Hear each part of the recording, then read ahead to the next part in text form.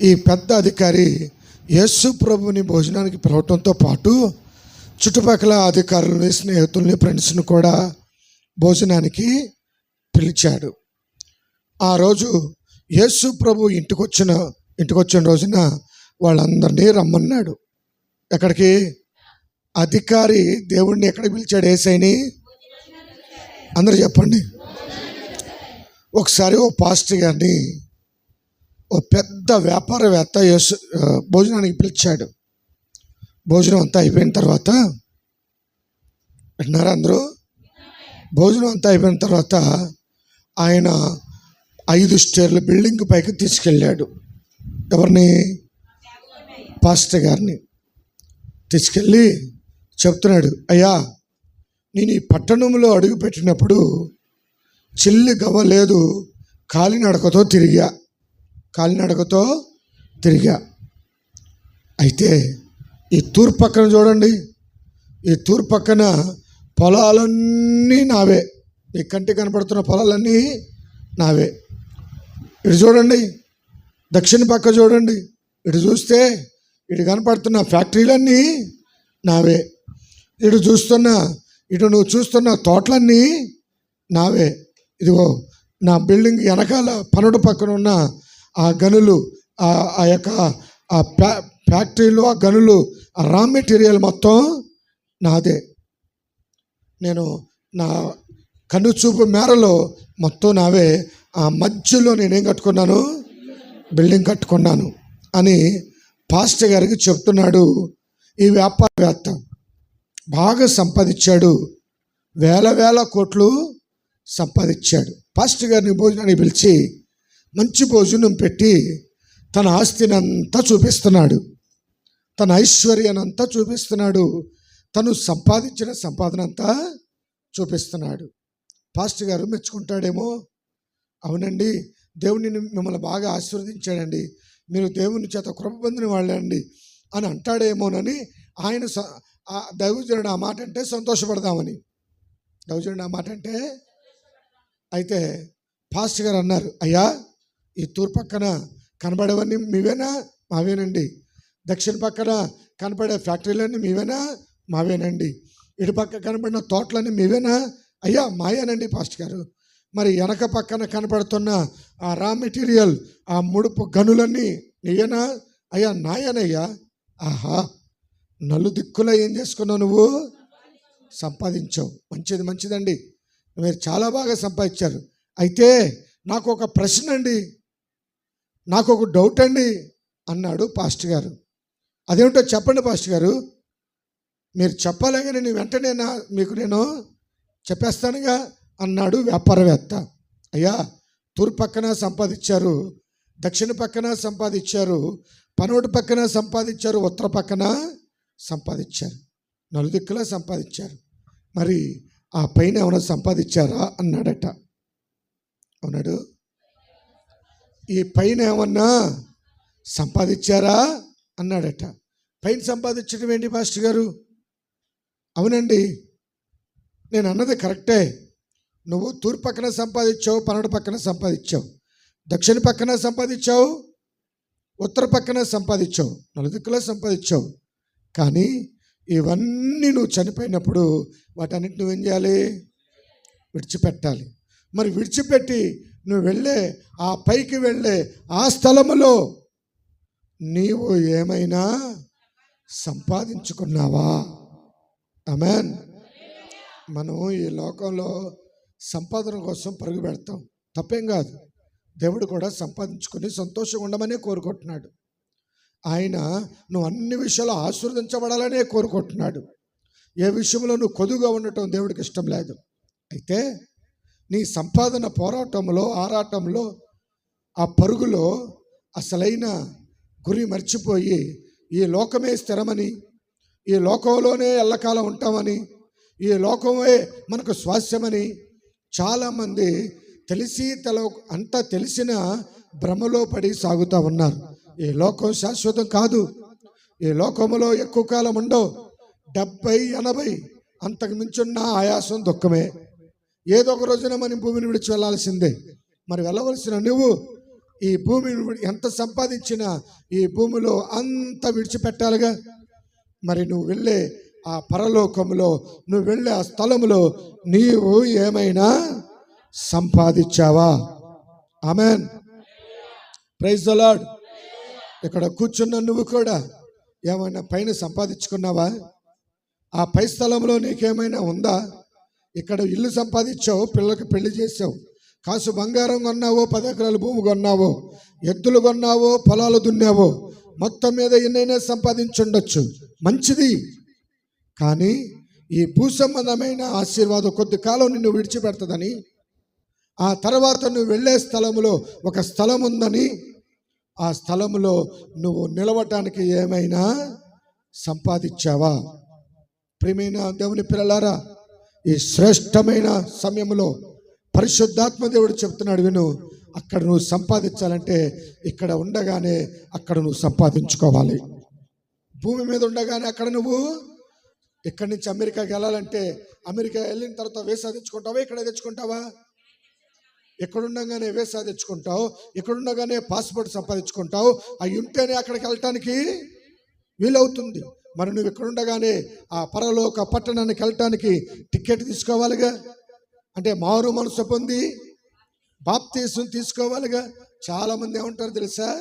చాలామంది నా దగ్గరకు వచ్చి అప్పుడప్పుడు మాట్లాడతారు, పాస్టర్ గారండి బాప్తీసం తీసుకుంటే ఇబ్బందులు వస్తాయట కదా, బాప్తీసం తీసుకుంటే శ్రమలు వస్తాయట కదా, బాప్తీసం తీసుకుంటే చాలా ఉపద్రవాలు వస్తాయంట కదా అని అంటారు. నేను అన్నాను, ఎవరు చెప్పారమ్మా నీకు? ఎవరు చెప్పారు? ఎవరో చెప్తుంటే వింటున్నానండి. మా ఇంటి ముందు ఆమె, మా ఇంటి వెనకాల ఆమె ఉంది.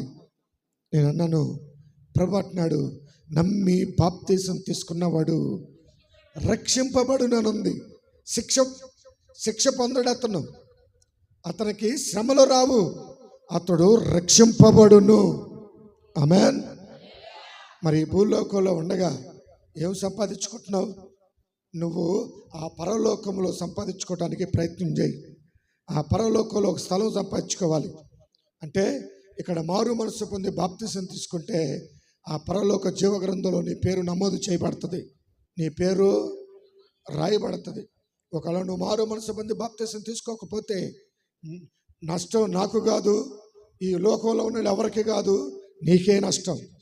ఎందుకంటే ఈ లోకంలో ఏదో ఒకప్పుడు మనం కన్ను మూయకుండా ఉండడం జరగదు.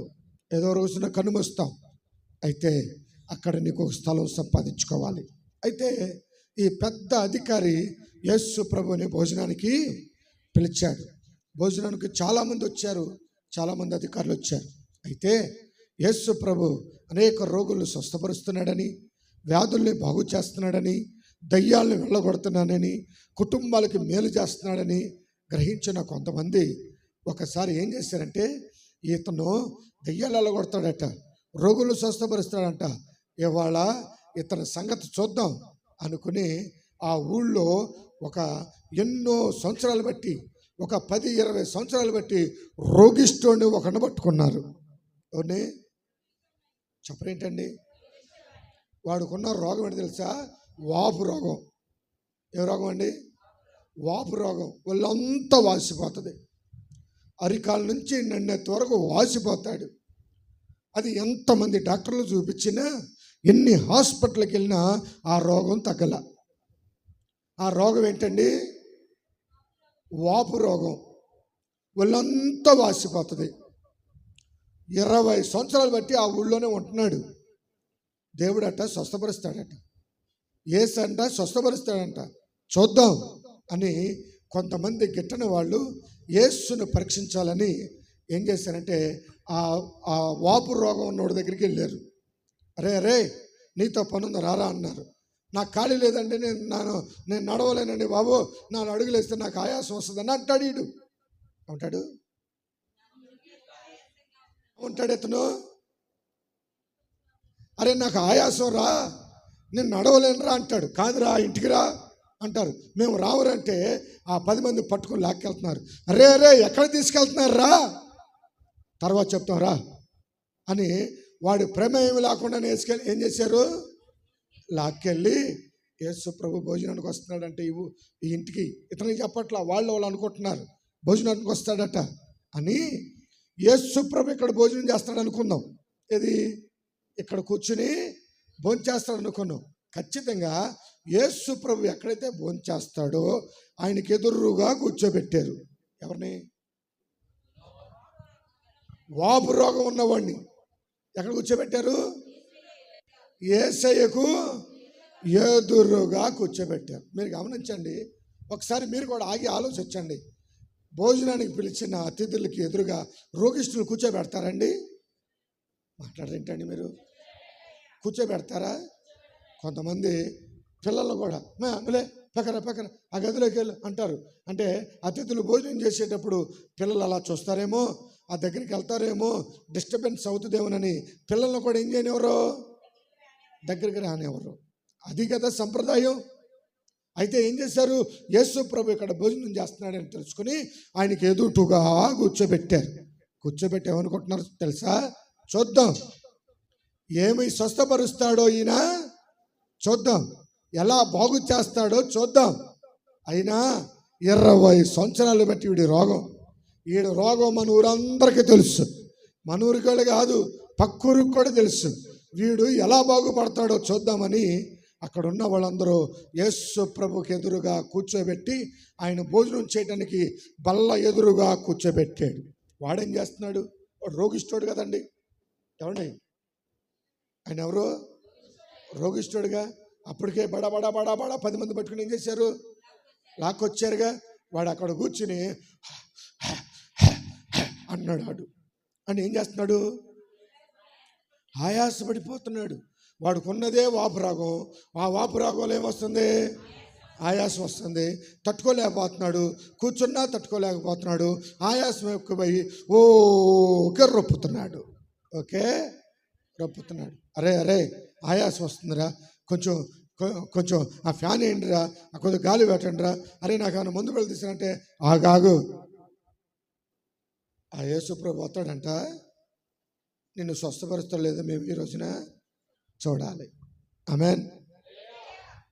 యేసు ప్రభు నమ్ముకున్న కొత్తలో నేను తెల్లవారుజామున స్తుతి ప్రార్థన చేసుకుంటున్నా. తెల్లవారుజామున స్తుతి ప్రార్థన చేసుకుంటుంటే సడన్గా కడుపుల నొప్పి వచ్చింది. నాకు సడన్గా కడుపుల నొప్పి వచ్చింది. యేసు ప్రభువుని నమ్ముకున్న కొత్తలో ఆ కడుపుల నొప్పి ఎంతటి కడుపుల నొప్పి అంటే అది పెరిగి ఇక నేను డొల్లే పని మీద ఉన్నాను. డొల్లినా కానీ ఆ నొప్పి ఏమాత్రం తగ్గట్లేదు. అంత భయంకరమైన నొప్పి వస్తుంది. పాస్టర్ గారు వచ్చి తల మీద చేతులు ఉంచి ప్రార్థించారు. ప్రార్థించిన 10 నిమిషాలు తగ్గింది. మరలా 10 నిమిషాలకి ఎక్కువైపోయింది నొప్పి. ఎంత నొప్పి అంటే తట్టుకోలేక దొర్లుతూ వాంతులు అవుతున్నాయి, దొర్లుతున్నాను. తట్టుకోలేకపోతున్నాను, నిలబడలా కూర్చోలేకపోతున్నాను. అయితే వాక్యం చదివేటప్పుడు నాకు ఒక మాట కనపడింది. ఏమనంటే, నిన్ను స్వస్థపరచు యెహోవాను నేనే అనే మాట నాకు కనబడింది. నేను అనుకున్నాను, ఈ బైబిల్లో రాసిన నిజమేనా? అసలు ఈ బైబిల్ అంత నిజమేనా? నిజంగా ఈ బైబిల్ నేను నమ్మొచ్చా? అయితే నిజంగా దేవుడు స్వస్థపరిచే దేవుడైతే ఈరోజు నేను చూడాలి. ఏమనుకున్నాను? కరెక్ట్గా నాకు ఎక్కడ వస్తుందంటే 24 గంటల పేగు ఎక్కడుందో అక్కడ వస్తుంది నాకు నొప్పి. నేను వైద్య ఫీల్డ్లో ఉన్నాను కాబట్టి, నేను మెడికల్ ఫీల్డ్లో ఉన్నాను కాబట్టి ఆ నొప్పి ఏంటో, ఆ నొప్పి తర్వాత ఏం జరుగుతుందో కూడా నాకు అర్థమవుతుంది. ఖచ్చితంగా ఎక్కడ వస్తుందంటే నొప్పి అపెండిసైట్ 24 గంటల పేగు ఎక్కడుందో అక్కడే నొప్పి వస్తుంది. తట్టుకోలేకపోతున్నాను, వాంతులు అయిపోతున్నాయి, చాలా ఎక్కువగా ఉంది. నాకు తెలుసు 24 గంటలు దాటితే ఆ పేగు పగిలితే పొట్టంతా విషమై తొందరగా మనిషి ఏమైపోతాడు? చనిపోతాడు. అయితే నేనేమనుకున్నాను తెలుసా? పెళ్లి కాలేదు కదండి, ఏమవ్వలేదు. చెప్పరేంటండి మీరు? పెళ్లి కాలేదు కాబట్టి ఒకటే నిర్ణయం తీసుకున్నా, చస్తే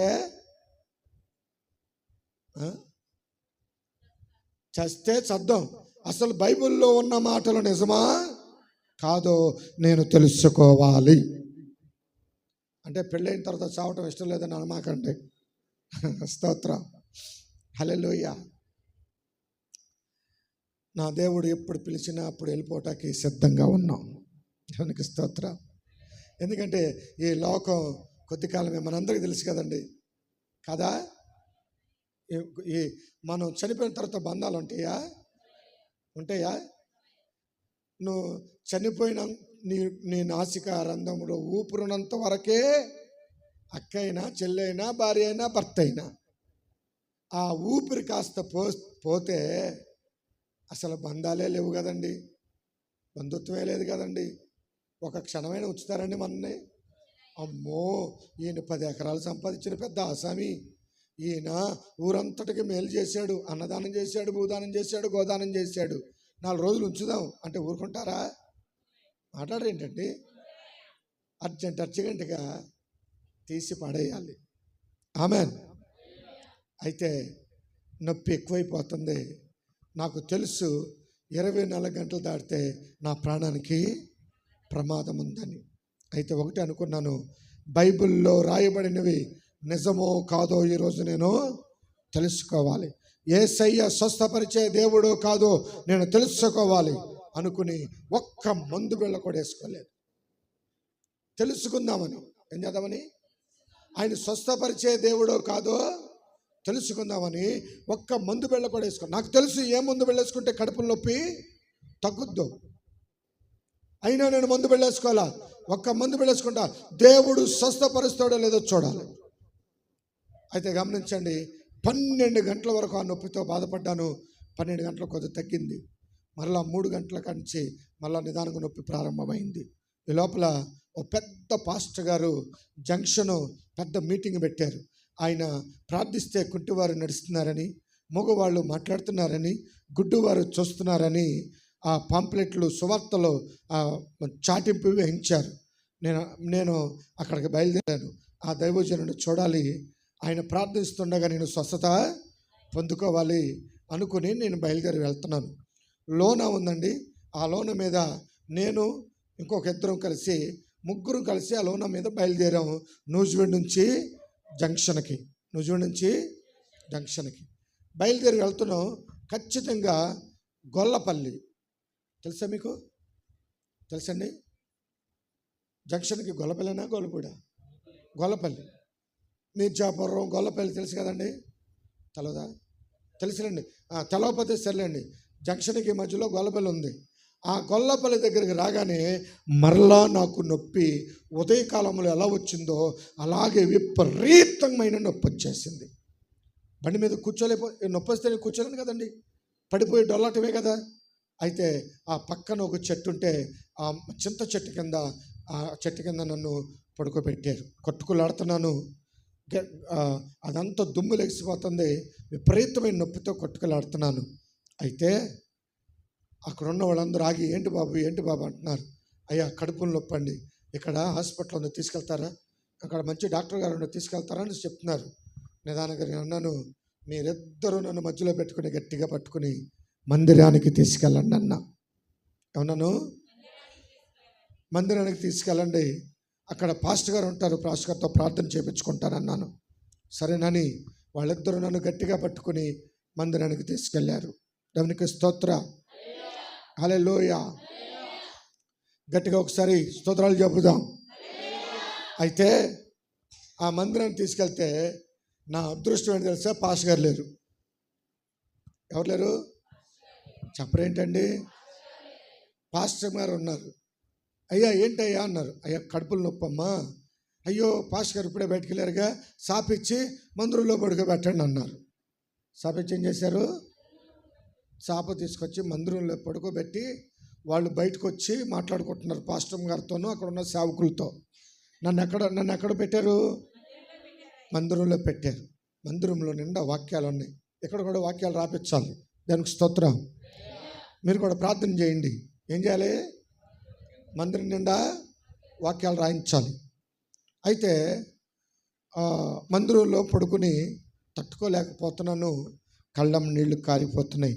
నాకు అర్థమైపోతుంది ఇదేదో చాలా ప్రమాదము జరగబోతుందని. అయినా దేవుడు స్వస్థపరిచే దేవుడో కాదో బైబిల్లో ఉన్న వాక్యములు రాయబడిన నిజమో కాదో నేను తెలుసుకోకుండా గుడ్డిగా భక్తి చేయటం నాకు ఇష్టము లేదు. ఏదో చెప్పారు, ఎవరో చెప్పారని గుడ్డిగా వెళ్ళటం నాకు ఇష్టము లేదు. నేను చదువుతున్న బైబిల్లో స్వస్థపరిచే యెహోవా నేనే అని ఉంది, అనేక రోగులు స్వస్థపరిచాడని ఉంది. ఈరోజు నేను చూడాలి అనుకున్నాను. ఏది ఏమైనామని వాళ్ళు చుట్టుపక్కల అక్కడ నన్ను చూసిన వాళ్ళందరూ ఏదైనా ముందు వెళ్ళి తీసుకొచ్చి అయిపోయారా, హాస్పిటల్ తీసుకెళ్దాం అంటుంటే నేను వద్దన్నాను. ఏమన్నాను? వద్దన్నాను. వాళ్ళు అంటారు ఆయనే మెడికల్ ఫీల్డ్లో ఉన్నాడండి, ఆయనే డాక్టర్ గారండి, ఆయన వద్దంటున్నాడు, మనం ఏం చేద్దాం అంటున్నారు వాళ్ళు అంటున్నారు. అయితే మందిరంలోకి వెళ్ళి పడుకున్నాను. ఒక్కొక్క వాక్యం చదువుతున్నాను. చదువుతూ అంటున్నాను, యేసయ్యా తట్టుకోలేకపోతున్నాను ప్రభువా, సహించగలిగిన దానికంటే ఎక్కువగా నువ్వు పెట్టనన్నావు కదయ్యా, నేను తట్టుకోలేకపోతున్నాను తండ్రి అంటూ ఆ వాక్యాలు చదువుతూ కన్నీటితో ప్రార్థిస్తున్నాను. అలాగా నేను వాక్యాలు చదువుతుండగా నాకు ఒక వాక్యం కనబడిందండి. ఆ వాక్యం ఏంటి తెలుసా? నీవు కన్నీళ్లు విడుచుట చూచి తిని అనే మాట అక్కడ రాయబడి ఉంది. ఆ మాట ఎప్పుడైతే నేను చూశానో, నేను కన్నీళ్లు విడుస్తూ ఆ వాక్యాలు చదువుతున్నాను, నీవు కన్నీళ్లు విడుచుట చూచి తిని అనే మాట ఎప్పుడైతే నాకు కంటబడిందో తలుక్కుమని ఒక మెరుపు మెరిసింది ఆ వాక్యములో నుంచి. పల్లమని ఒక మెరుపు మెరిసినట్టుగా, ఒక వెలుగులాగా ఆ వెలుగులో నుంచి అలా ఒక హస్తం బయటకు వచ్చింది. ఆ హస్తము గాయముతో నింపబడిపోయింది. ఆ హస్తములా బయటకు వచ్చి నా నొప్పి ఉన్న చోట అలాగా తాకింది. Praise the Lord. క్షణాల్లో నొప్పి మాయమైపోయింది. హల్లెలూయా, హల్లెలూయా.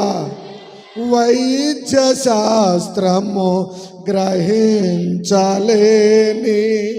ఆశ్చర్యములెన్నో చేసినావే, వైద్య శాస్త్రము గ్రహించలేని ఆశ్చర్యములెన్నో చేసినావే, త్రియేక దేవుడైన యెహోవాను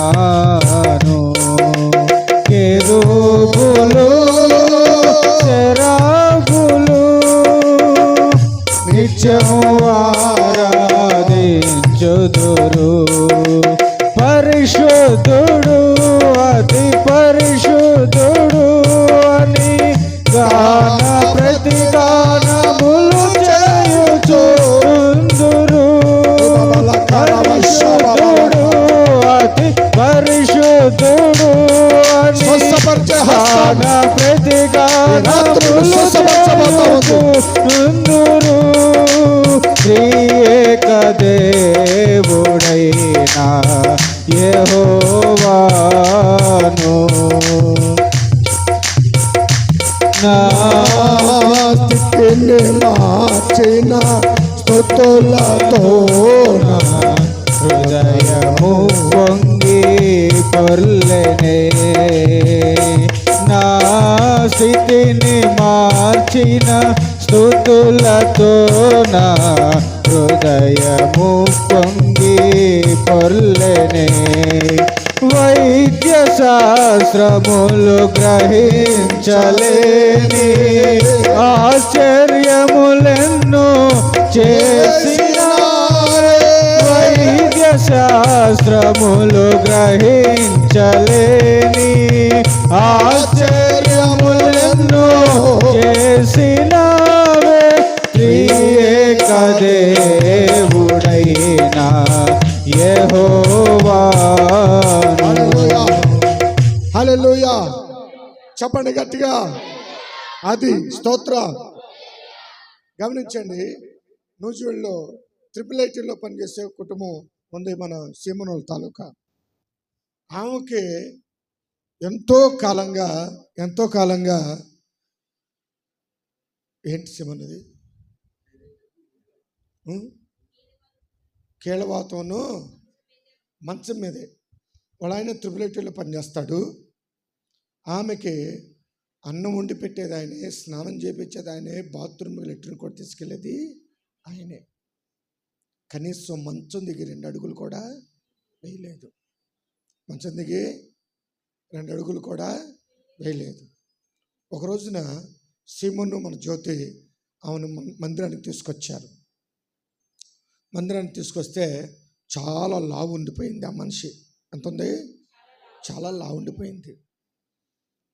అయితే ప్రార్థన చేశాను. ఆమె మంచం మీద కూడా లేకుండా భర్తే అన్ని పనులు చేస్తున్నాడు. ఒక రోజున ప్రార్థన చేసి దేవుని ప్రేరేపణ చేత వాళ్ళ ఇంట్లో ప్రార్థన పెట్టడానికి వెళ్ళాం. వెళ్తే దేవుడు మాకు విషయం బయలుపరుస్తున్నాడు. ఏమిటో తెలుసా? ఆమె మీద ఒక ప్రభావం ఉంది.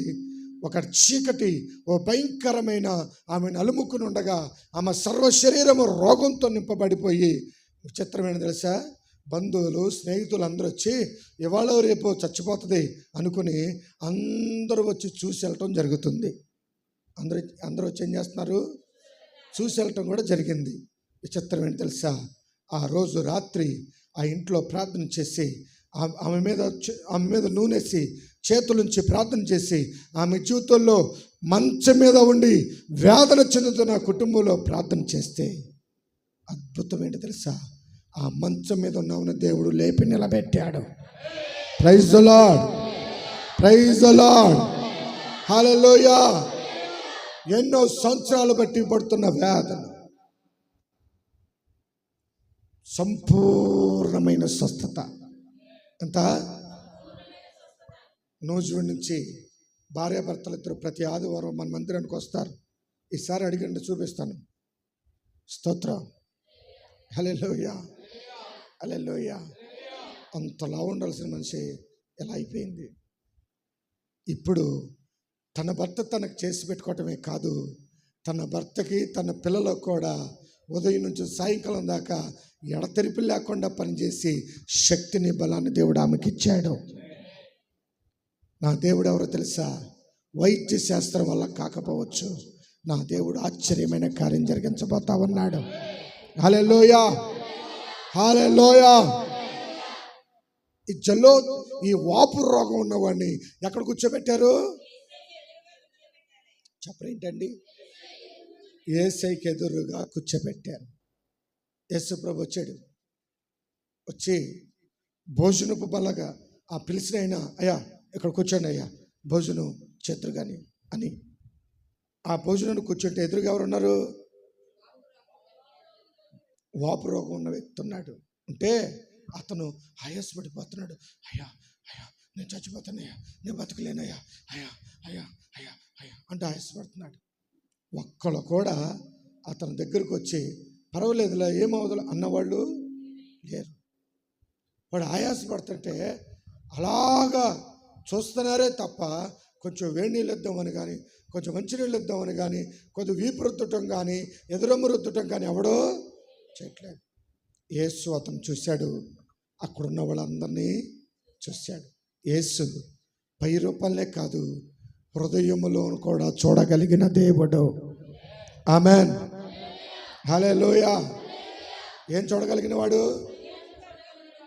పై రూపానే కాదు, హృదయంలో కూడా యేసయ్యకి తెలిసిపోదు. యోధా వచ్చి, స్నేహితుడా, దైవజనుడా, నీకు శుభం అని ముద్దు పెట్టాడు. ఏం పెట్టాడు? ఎవరికి? యేసయ్యకి ముద్దు పెట్టాడు. ఎవరండి? యోధా. దేవుడు ఏమన్నాడు తెలుసా? స్నేహితుడా, నీవు చేయవలసిన పని చెయ్యి అన్నాడు. చాలామంది పైకి బులే బాగున్నావమ్మా, చిన్నోడా బాగున్నావా, ఎలా ఉన్నావు అంటారు. పక్కకి వెళ్ళి ఏమంటారు తెలుసా?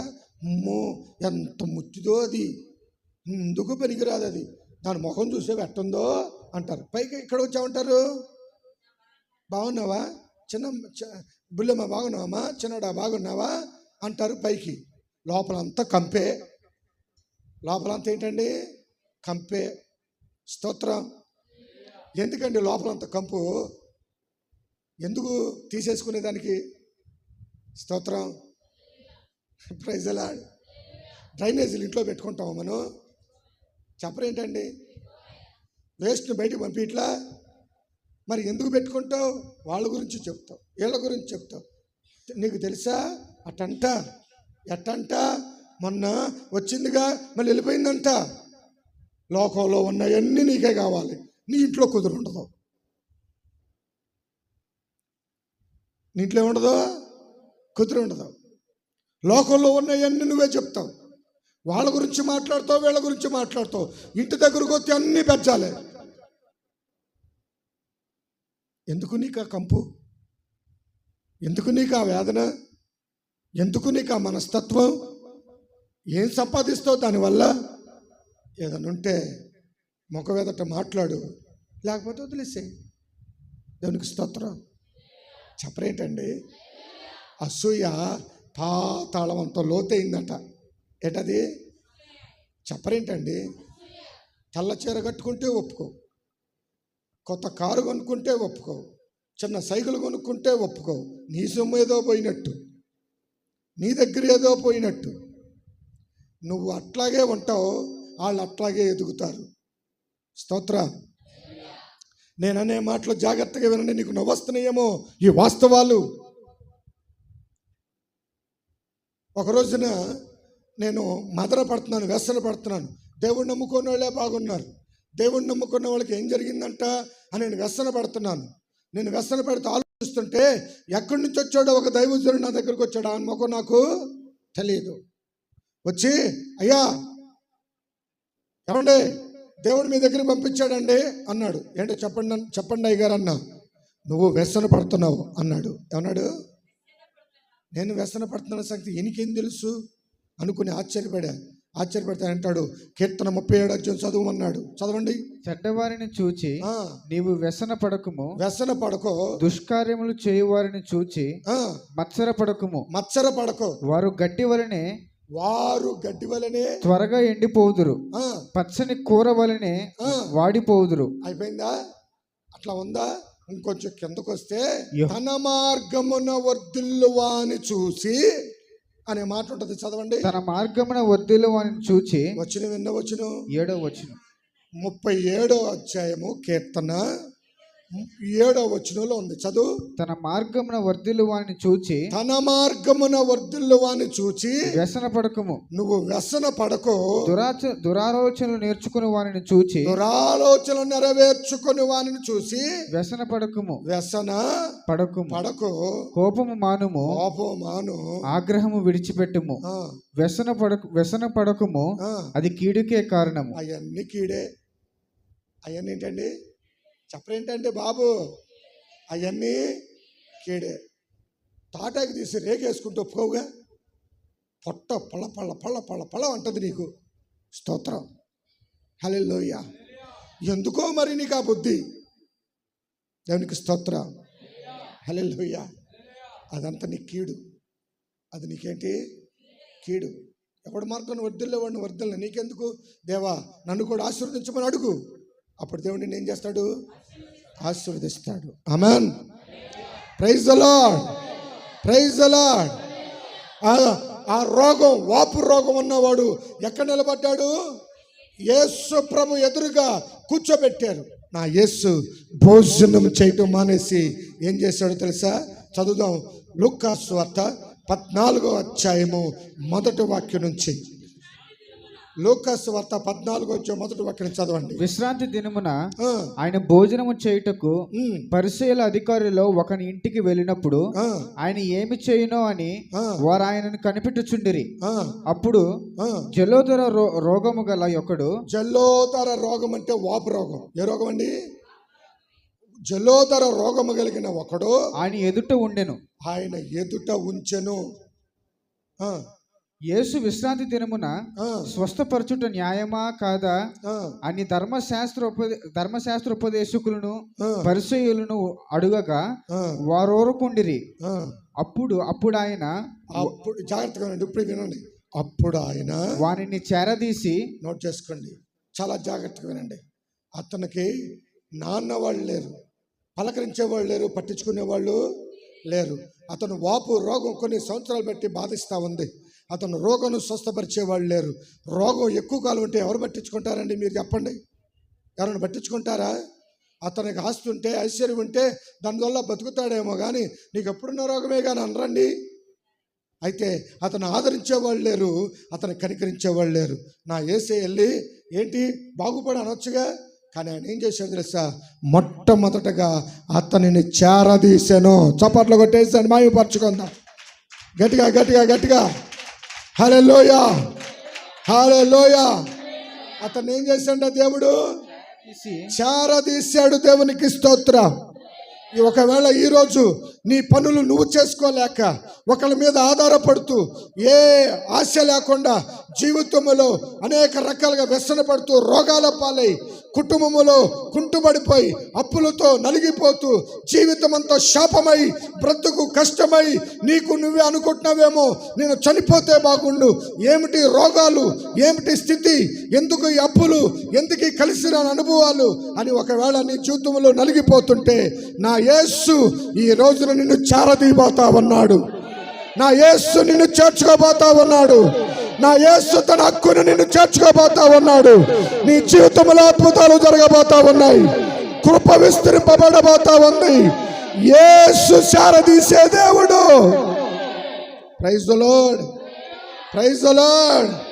ఒకవేళ అన్నదమ్ములు విడిచిపెట్టినా, బంధువులు విడిచిపెట్టినా, రక్త సంబంధకులు విడిచిపెట్టినా, అందరూ విడిచిపెట్టినా నా యేసు ఈ రోజు నిన్ను చేరదీయబోతా ఉన్నాడు. నా యేసు నిన్ను చేరదీయబోతా ఉన్నాడు. అతను ఏం చేశాడంటే దేవుడు చేరదీశాడు. హల్లెలూయా. ఈరోజు మందిరపు గడప తొక్కిన దేవుని బిడ్డ, నీతో ప్రభు మాట్లాడుతున్నాడు. విను. ఏ రోగంతో అడుగు పెట్టావో, ఏ శాపంతో అడుగు పెట్టావో, ఏ కన్నీటితో అడుగు పెట్టావో నా యేసు నిన్ను చేరదీయబోతున్న రాత్రి ఈ రాత్రి. నీ కన్నీటిని నాట్యంగా మారుస్తున్న రాత్రి ఈ రాత్రి. నీ కలవరాలు కొట్టివేయబోతున్న రాత్రి ఈ రాత్రి. నా యేసు నిన్ను చేరదీయబోతా ఉన్నాడు. నీ చీకటి శక్తి నుంచి విడుదల దయచేయబోతా ఉన్నాడు. నీ పేదరికం నుంచి విడుదల దయచేయబోతా ఉన్నాడు. నీ కుటుంబంలో రోగాల నుంచి విడుదల దయచేయబోతున్నాడు. నా యేసు నిన్ను చేరదీస్తున్న రాత్రి ఈ రాత్రి. ఆ జలోదరమైన రోగం ఏం చేసిండ దేవుడు?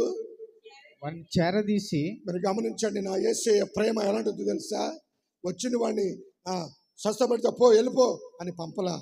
అతను చేరదీసే వాళ్ళు ఎవరూ లేరని, ఆదరించే వాళ్ళు ఎవరో లేరని, పలకరించే వాళ్ళు ఎవరో లేరని తెలుసుకున్న నా యేసు అతను ఏం చేశాడు?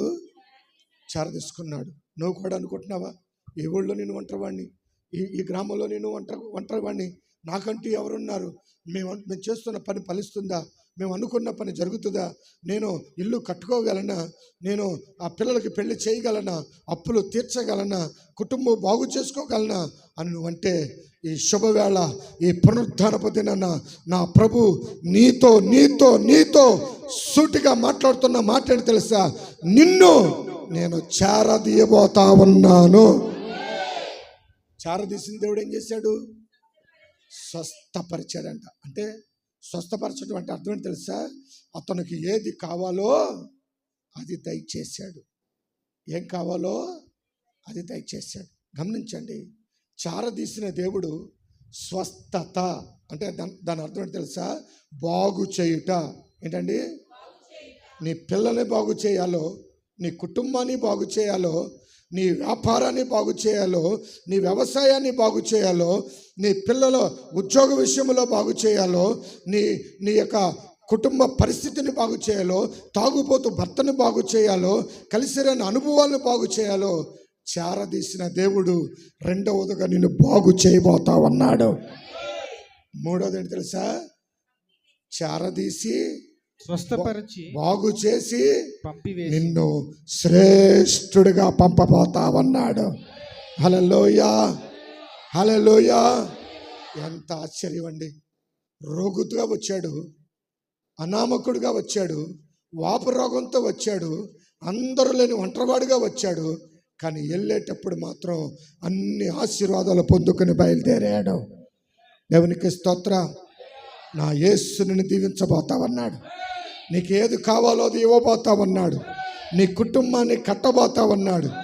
భయపడమాకు, కలవరపడమాకు. ఎందుకు మా ఇంట్లో ఇలా జరుగుతుంది, నాకు అర్థం కావట్లేదే అంటూ వేదన చెందమాకు.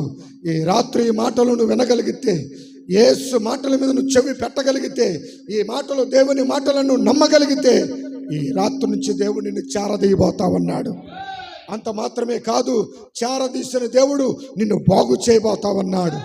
బాగు చేయటమే కాదు, నిన్ను పంపబోతావన్నాడు. ఎలా పంపబోతున్నాడు? బాగు చేసి పంపబోతున్నాడు, స్వస్థపరిచి పంపబోతున్నాడు, దీవించి పంపబోతావన్నాడు, నిన్ను కనికరించి పంపబోతావన్నాడు. నువ్వు వెళ్ళే చోటల్లో నీకు ఆశీర్వాదం రాబోతావన్ను, నువ్వు వెళ్ళే చోటల్లో నీకు దీవెన రాబోతావన్ను. నా యేసుకు ఎదురుగా ఉంచితే భోజనం చేయకుండా దేవుడు కార్యాలు చేయటం మొదలుపెట్టాడు. ఈరోజు నా యేసు ఎదురుగా కూర్చున్నావు నువ్వు, నా యేసయ్యకి ఎదురుగా కూర్చున్న నిన్ను నా దేవుడు చారదీసి బాగు చేసి నిన్ను నీ కుటుంబాన్ని దేవుడు కృపతో నింపబోతావన్నాడు. సమాజం అంతా తెలుసుకోబోతావన్నారు దేవుడు నిన్ను బాగు చేశాడని. సమస్తము తెలుసుకోబోతున్నారు దేవుడు నిన్ను చారదీశాడని. నీ చరిత్ర, నీ స్థితి గతి మారబోతావుంది, పరిస్థితులు మారబోతావన్నాయి. నా యేసు ఏ రాత్రిని చారదీస్తున్న రాత్రి. హల్లెలూయా, హల్లెలూయా. కన్నీరు పెట్టుకో మాకు, కలవరపడ మాకు, నా పని అయిపోయింది అనుకో మాకు. తప్పక మంచి రోజులు చూడబోతున్నావు, తప్పక దీవెనకరమైన రోజులు చూడబోతున్నావు, తప్పగా నీ జీవితాన్ని దేవుడు ఆశీర్వదించి పంపబోతావన్నాడు. నా ప్రభు ఆ ఎదుట ఉన్న జలోదర రోగం ఉన్న వ్యక్తిని మొట్టమొదటిగా ఏం చేశాడు? చారదీశాడు, ఆదరించాడు, హక్కును చేర్చుకున్నాడు. నేను ఉన్నాను భయపడకన్నాడు. అంత మాటలు చెప్పి వదిలిపెట్టాడా? బాగు చేశాడు. బాగు చేసి ఇక నా దగ్గరే ఉన్నాడా? వెళ్ళు, నువ్వు సమాజంలోకి వెళ్తావా? మళ్ళా రోగిగా కాదు, మళ్ళీ అప్పులతో కాదు, మళ్ళా సమాధానం లేక గొడవలతో కాదు, నువ్వు బాగు చేయబడిన వాడిగా పంపబోతావన్నాను. నీ కుటుంబం ఒకవేళ 10 మంది మధ్యలో అల్లరైందా, నీ కుటుంబం 10 మంది మధ్యలో తలదించుకుందా, నా దేవుడు బాగు చేయబోతావన్నాడు, నా దేవుడు కట్టబోతావన్నాడు. కృప విస్తరింపబడబోతావుంది. నిన్ను, నీ పిల్లల్ని, నీ కుటుంబాన్ని దీవించబోతున్నాడు. నీ అప్పుల్ని బాగు చేయబోతున్నాడు, నీ రోగాన్ని స్వస్థపరచబోతున్నాడు, నీ పిల్లల్ని కట్టి ఉన్నతమైన స్థానంలో ఉంచబోతావన్నాడు. హల్లెలూయా. నా యేసు ఈ రాత్రి నీ పట్ల ఈ 3 కార్యాలు జరిగించబోతున్నాడు.